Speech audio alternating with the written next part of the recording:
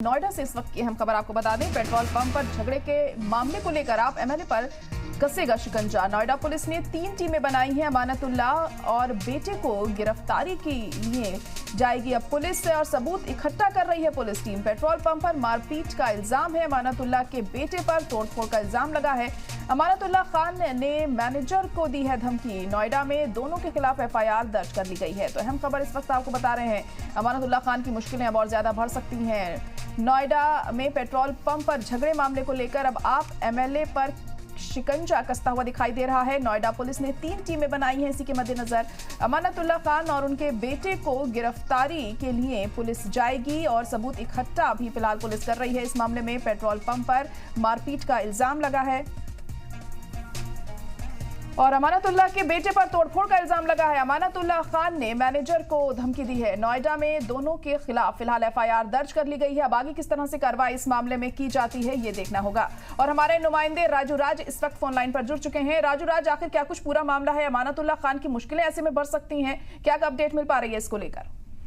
देखिए, नोएडा सेक्टर 95 के petrol pump पर अमानतुल्लाह खान जो उखला से विधायक हैं, उनके बेटे पर आरोप लगा है कि उनका बेटा पेट्रोल पंप में लाइन तोड़कर आगे पेट्रोल भराने के चक्कर में जो पेट्रोल कर्मी है उनके साथ मारपीट की, तोड़फोड़ की।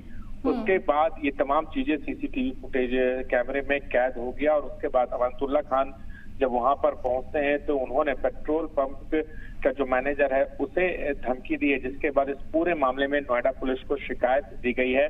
तमाम तथ्यों की जांच करने के बाद नोएडा पुलिस ने इस पूरे मामले में एफआईआर दर्ज की और एफआईआर दर्ज करने के बाद नोएडा पुलिस सबूत इकट्ठा कर रही है। जो भी वहां पर पेट्रोल पंप कर्मी थे उनका बयान लिए गए हैं और उसके बाद नोएडा पुलिस ने 3 टीमों का गठन किया है, साक्ष्य जुटाने में जुटी है और नोएडा पुलिस का कहना है कि वो जल्दी अमानतुल्लाह खान और उनके बेटे पर शिकंजा कसने की तैयारी है।